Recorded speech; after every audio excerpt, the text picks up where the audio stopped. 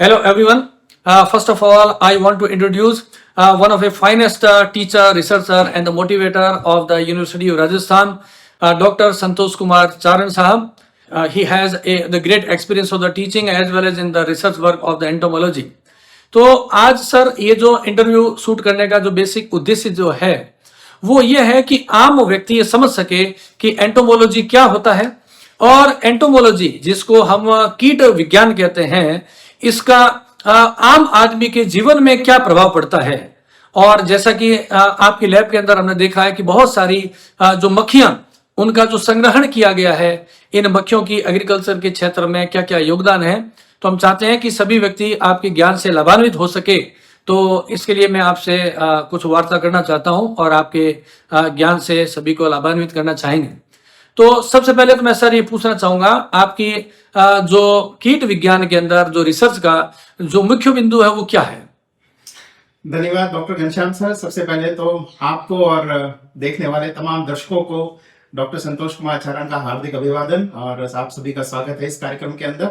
अब मैं सीधा आपके प्रश्न के ऊपर आता हूँ। कीटों का महत्व उतना ही है जितना कि हम ये कहें कि सांस लेना का जो महत्व होता है, वो कहते हैं ना कि एक सनम चाहिए आशिकी के लिए और सांसों की जरूरत है जैसे जिंदगी के लिए, वैसे ही कीटों की जरूरत है जिंदगी के लिए। और मैं इसको बढ़ा चढ़ा के नहीं कह रहा हूँ, मैं बिल्कुल अक्षर अक्षर बिल्कुल सत्य कह रहा हूँ, क्योंकि जो 85% जो जीव होते हैं, मतलब पूरा एनिमल अगर किंगडम देखें और पूरा जंतु जगत अगर हम देखें तो उसमें से लगभग 80 से 85% तो सिर्फ इंसेक्ट्स ही हैं। तो कीट हैं, इसके लिए इसकी पूरी एक अलग शाखा है जिसको हम एंटोमोलॉजी कहते हैं, जिसे आम भाषा में स्टडी ऑफ इंसेक्ट्स यानी कि कीटों का अध्ययन कहते हैं। तो आपका कहना मतलब वहां दुनिया में जितने भी एनिमल्स है उसमें मच्छर हो सकते हैं, मकड़ियां हो सकती है, सांप हो सकते हैं, सरीसृप प्राणी, पक्षी वर्ग है, ये सारे जंतुओं की बात करें उसमें जो मोस्ट ऑफ द एनिमल्स है नियर अबाउट 80 to 85% है वो इन कीटों के द्वारा बना हुआ है। बिल्कुल, मतलब इनका जो प्रतिनिधित्व है वो 85% है, 80 to 85% है। रेस्ट जो 15% है उसके अंदर तमाम तरह के एनिमल आते हैं और ये कीट जो एक क्लास है, एक फाइलम भी नहीं है, वो मिलाकर 85% है। तो आप समझिए कि जंतुओं का जब इतना बड़ा हिस्सा कीटों का प्रतिनिधित्व करता है, जो हमारे जीवन के लिए महत्वपूर्ण है, जो खाद्य श्रृंखला के संचरण के लिए बहुत ज्यादा महत्वपूर्ण है, जो पराग निषेचन के लिए बहुत ज्यादा महत्वपूर्ण है, जो भोजन के रूप में बहुत ज्यादा महत्वपूर्ण है, उनके बिना जीवन की कल्पना। लेकिन सर हमने देखा कि लोग अक्सर कुछ चीजों में कंफ्यूज हो जाते हैं। जब ये मक्खियों की बात करते हैं तो जो घर में मक्खियां होती है उसे लोग मक्खी मान लेते हैं, लेकिन तो फिर वास्तव में जो मक्खियां हैं जिस पर आप रिसर्च कर रहे हैं उनमें और जो घर में हम जिसको मक्खियां बोलते हैं उनमें क्या डिफरेंस है। अंग्रेजी में इसके लिए एक शब्द है फ्लाई। तो जो आप घरेलू मक्खी की बात कर रहे हैं वो फ्लाई होती है और वो तो बीमारियां पैदा करती है, हैजा पैदा करती है, अन्य तरह की बीमारियां पैदा करती है, डायरिया पैदा करती है। लेकिन ये जो मैं मक्खी की बात कर रहा हूँ ये एक्चुअली मधुमक्खी की प्रजातियां हैं, जिसको हम मधुमक्खी भी कहते हैं। लेकिन ये बात ध्यान रहे कि तमाम तरह की मक्खियां मधु इकट्ठा नहीं करती है। मधुमक्खियों की करीबन 20,000 प्रजातियां हैं, तो उनमें से बहुत सारी लगभग 95% जो मक्खियां होती है वो मधु इकट्ठा नहीं करती। उनको हम एकल मक्खी कह सकते हैं, उनको हम पोलन मक्खी कह सकते हैं, उनको हम पराग मक्खी कह सकते हैं, उनको हम सॉलिटरी भी कह सकते हैं, उनको हम नॉन सोशल भी कह सकते हैं, उनको हम नॉन एपिस भी कह सकते हैं। कहने की बात है जिसे हम घर में जो मक्खियां बोलते हैं वो है फ्लाई है, वो फ्लाई, और जो वास्तव में मक्खियां उसको हम बीज बोलते हैं। इसका अगर बिल्कुल दर्शकों के आम स्तर के ऊपर समझाना है आम आदमी को तो वो घरेलू मक्खी है और ये शहद वाली मधुमक्खी और पराग मक्खियां हैं जिनका भोजन जो है वो पराग और शहद है, न कि ये गंदगी है जिसके ऊपर ये घरेलू मक्खियां जो है वो डिपेंड करती है। तो या जिनको इनकी शारीरिक संरचना में सर क्या डिफरेंस होता है जिसे हम पहचान सकें।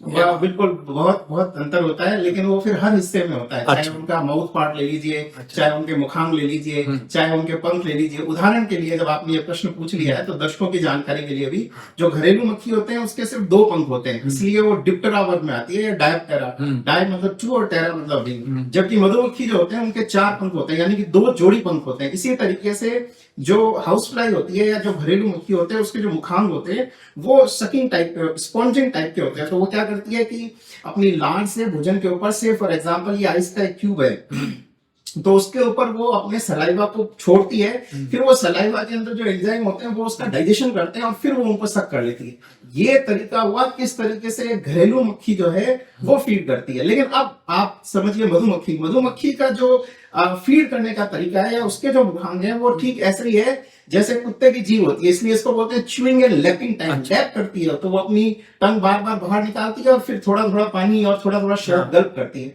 तो इस तरीके से एक मधुमक्खी की संरचना और एक हाउस फ्लाई की संरचना के अंदर जमीन आसमान का। लेकिन सर, जब भी हम मक्खियों की बात करते हैं तो हम सभी केवल मधुमक्खियों को ही मक्खी मान लेते हैं। हाँ। तो और मधुमक्खियों के अलावा ऐसी कौन सी मक्खियां हैं जिसे हम सामान्यतः नहीं समझ पाते हैं, जिनका एग्रीकल्चर के फील्ड में बहुत योगदान होता है? ये आपका बहुत अच्छा प्रश्न है डॉक्टर घनश्याम सर, और मैं चाहता हूं कि इस प्रश्न के माध्यम से दर्शक भी इस बात को समझे कि सारी मधुमक्खियां नहीं होती है। अंग्रेजी में कहावत है कि single picture can speak far better than 1000 words. तो अभी मैं आपको थोड़े समय बाद में अपना एक कलेक्शन बताऊंगा और आप जानकर हैरान रह जाएंगे कि कितनी तरह की मक्खियां होती है। 20,000 जातियां हैं, मतलब 20,000 स्पीसीज हैं मधुमक्खियों की, लेकिन उसमें से सिर्फ 5% ही हनी बीज हैं, जिसको हम हनी बीज बोलते हैं। तो वो Apis dorsata, Apis cerana, Apis indica, Apis florea, इस तरीके से ये 10 ही है। बाकी जो है वो सब सॉलिटरी भी होती है। आप इसको आप थोड़ा सा मुझे आप 1 मिनट दीजिए ताकि मैं आपको अंतर समझा सकूं। देखिए, मधुमक्खी जो होती है वो एक कॉलोनी के अंदर रहती है जिसमें लगभग 50,000 इंडिविजुअल होते हैं और 50,000 इंडिविजुअल मिलकर जो है एक कॉलोनी बनाते हैं। तो हम इसको बोलते हैं सोशल बी। हम भी एक सोशल ऑर्गेनिज्म है। The man is a social animal. ये है सोशल इंसेक्ट। लेकिन ये जो बाकी जो 95% है, यानी मैं कह सकता हूं कि 19,990 स्पीसीज हैं, ये सोलिटरी भी होती हैं। इसके अंदर कोई तरह की कॉलोनी नहीं होती, कोई तरह का सोशल स्ट्रक्चर नहीं होता। ये मक्खी निकलती है और पोलिनेशन करती है और पौधों से पराग लेती है और हनी लेती है और उसके बाद में एक नेस्ट बनाती है, उसके अंदर एक पॉलन की बोल बनाती है और उसके ऊपर अपना अंडा दे देती है। और इससे पहले कि वो एग, लार्वा, प्यूपा बन के एडल्ट बन के निकले,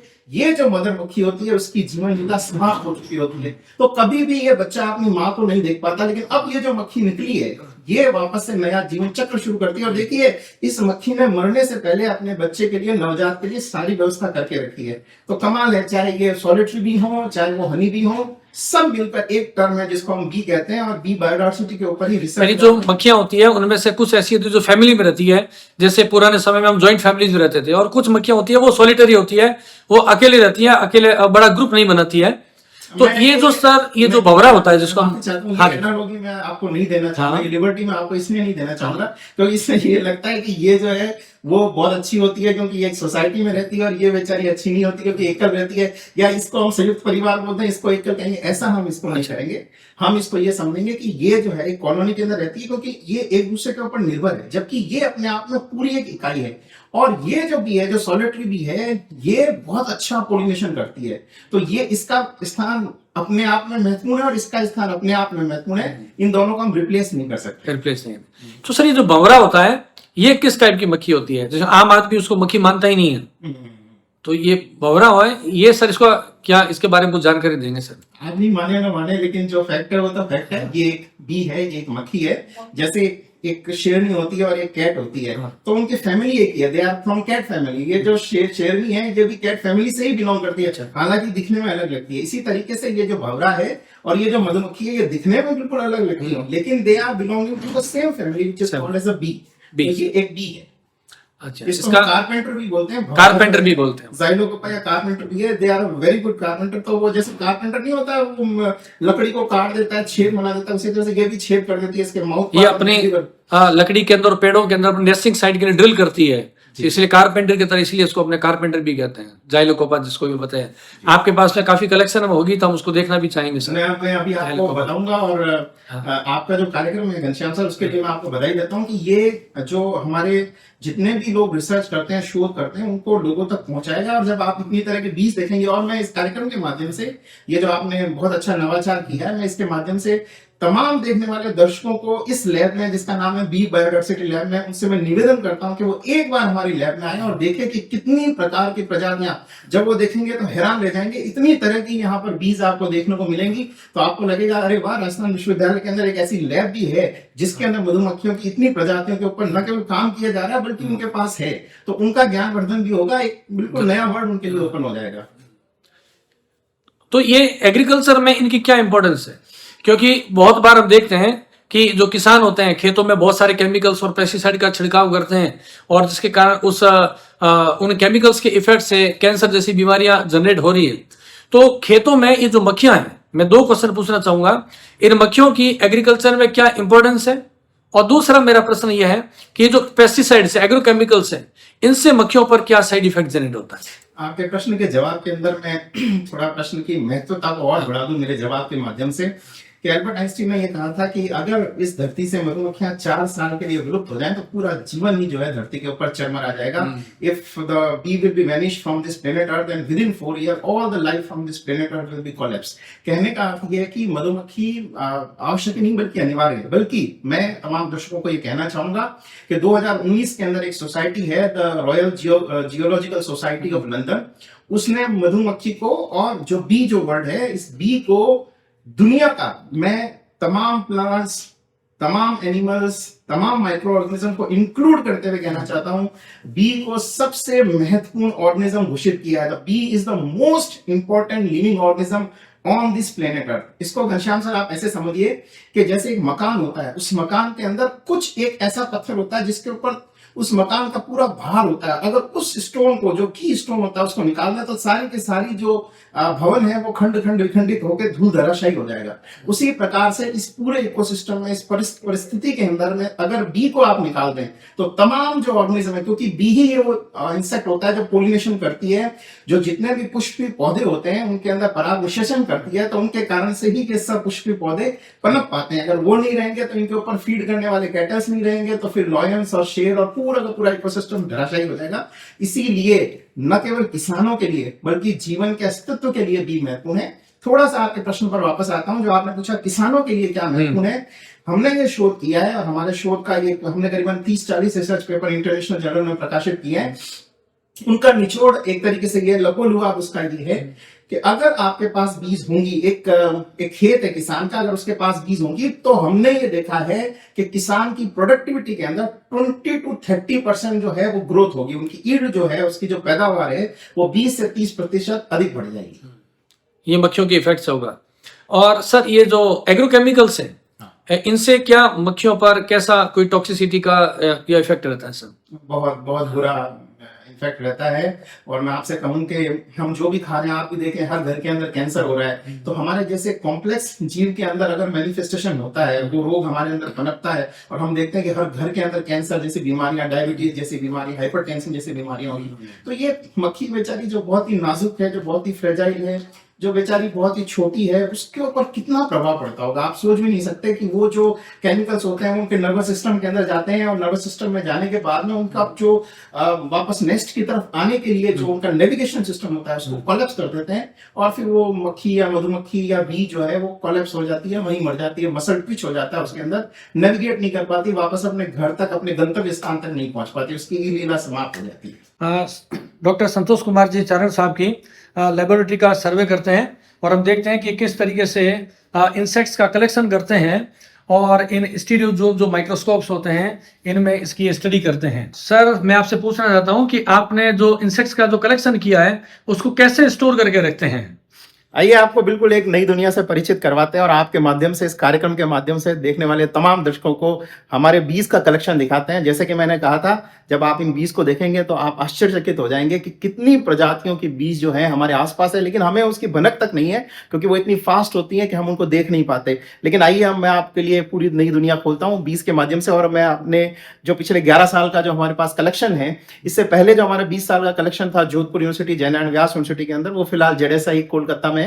और ये हमारा पिछले 10 साल का कलेक्शन है, तो मैं आपको इस कलेक्शन से अवगत करा। जी सर जरूर हमें आप दिखाइए कि आप कैसे इंसेक्ट करते हैं। ये हमारा जो है इंसेक्ट बॉक्स है और इस इंसेक्ट बॉक्स के अंदर ये डिफरेंट चैम्बर्स हैं। इसके अंदर हम जो है बीज कलेक्ट करते हैं, हम बीज को पकड़ते हैं। बीज को पकड़ने के बाद में जो है हम उसकी स्प्रेडिंग करते हैं, मतलब उनके माउथ पार्ट्स निकालते हैं, विंग्स स्प्रेड कर देते हैं, लेग्स खोल देते हैं, ताकि हम जो पर्टिकुलर काइंड ऑफ स्पीसीज है उसको आइडेंटिफाई कर सकें।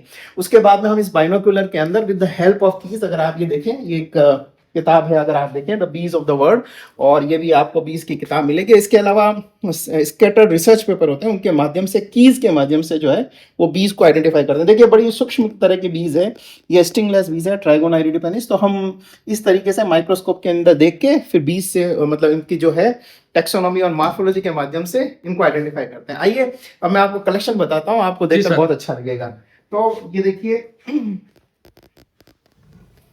अगर ये चैम्बर देखें, देखिए इसके अंदर हमने बीज को बहुत अच्छी तरीके से स्प्रेड कर रखा है। हमने इनके विंग्स जो है वो स्प्रेड कर रखे हैं, इनके जेनेटिलिया, इनके माउथ पार्ट्स, इनके लेग्स स्प्रेड कर रखे हैं, ताकि बहुत आसानी से हम इनको जो है आइडेंटिफाई कर इन सकें। इंसेक्ट्स को सुरक्षित करने के लिए आप कोई केमिकल या प्रिजर्वेटिव वगैरह क्या डालते हैं? फिनोल जो है यहाँ पर चैम्बर्स होते हैं, उसके अंदर फिनोल डालते हैं ताकि किसी तरह का पैथोजन, कोई बैक्टीरिया, वायरसेस इसके अंदर ना आए। इसके अलावा अगर आप देख रहे हैं तो ये नेफ्थलीन बॉल है जो भी इंसेक्टिसाइड का काम करती है। और इसके बाद में हम इन बीज को अकॉर्डिंग टू देयर क्लासिफिकेशन जो होता है, ऑर्डर, फैमिली, जीनस, किंगडम, इस तरीके से हम इनको जो है कैटेगरीज में बांट कर जो है हम डिवाइड करते हैं। अगर आप गौर से देखें तो इसमें कई तरह के बीज हैं। इसमें वो बीज भी हैं जो सॉलिटरी बीज हैं, और वो बीज भी हैं जो हनी बीज हैं, और वो बीज भी हैं जो वेरी रेयर हैं। आप जब इनको पास देखेंगे, माइक्रोस्कोप के नीचे देखेंगे, तभी इसकी विविधता का पता कर पाएंगे। और बॉक्स दर बॉक्स, माइक्रोस्कोप दर आप अगर देखें, चैम्बर के बाद में चैम्बर, ये देखिए ये हमारे पास अलग तरह के पोलिनेटर हैं। अगर आप देखें इसके अंदर ये कुछ बटरफ्लाई है, ये बीज नहीं है, लेकिन ये अगर आप देखें तो ये जाइलोकोपा की विभिन्न प्रजातियां हैं जो ये सभी आपके स्कॉलर्स ने इसको फील्ड से कलेक्ट किया है? जी, स्कॉलर्स ने, और मैंने जो है पिछले 10-15 साल की ये मेहनत है। अब आप ये देखें, बिल्कुल एक नई दुनिया इसके अंदर रिवील होती है। जैसे मैं उदाहरण के लिए बताऊंगा, अगर आप इस पे फोकस करें डॉक्टर घनश्याम सर, तो देखिए ये इस तरह के बी आपको नहीं दिखाई देगी। आम जो अपनी जो आई होती है वो इसको, because they are so fast, और ये इतना अच्छा पोलिनेशन करती हैं। तो ये जो तमाम तरह की छोटी छोटी बीज हैं, ये हनी बी नहीं है, ये वो प्रजातियां हैं 19,990 प्रजातियां जो इतनी फास्ट होती हैं कि हम उनको देख नहीं पाते, लेकिन असली पराग निषेचन यही कर रही हैं।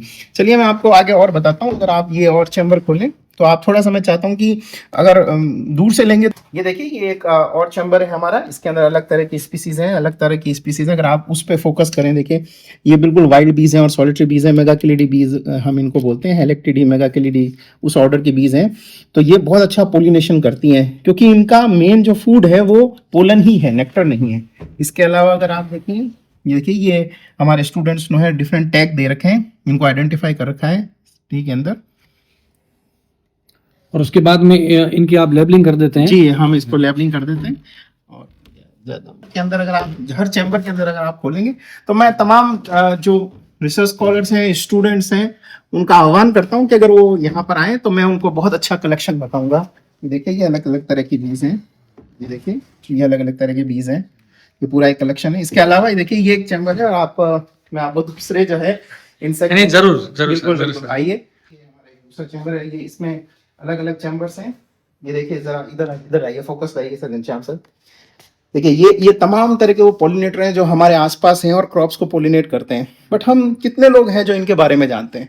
तो इनका जो कार्य हम यहाँ पर करते हैं, और हम जो एंटोमोलॉजिस्ट होते हैं वो किसी एक पर्टिकुलर इंसेक्ट स्पीसीज के ऊपर काम करते हैं। मेरा जो काम है, ये जो लैब है ये बी बायोडाइवर्सिटी लैब है, तो हम बीज के ऊपर काम करते हैं। ये देख सकते हैं आप, कई तरह के बीज और वाफ जो है जो यहाँ हमारे आसपास की दुनिया में है, लेकिन हम उनके योगदान से बेखबर हैं। तो इस कार्यक्रम के माध्यम से मैं चाहता हूँ कि दर्शक ये पहचाने कि हमारा अस्तित्व भी इन पोलिनेटर के कारण है, जो फ्री में दिन रात जो है वो हमारी मानव सेवा में लगे हुए हैं और जीवन को। और ये देखिए आप अगर इसके ऊपर फोकस करें, कितनी तरह की अलग अलग तरह की बीज हैं।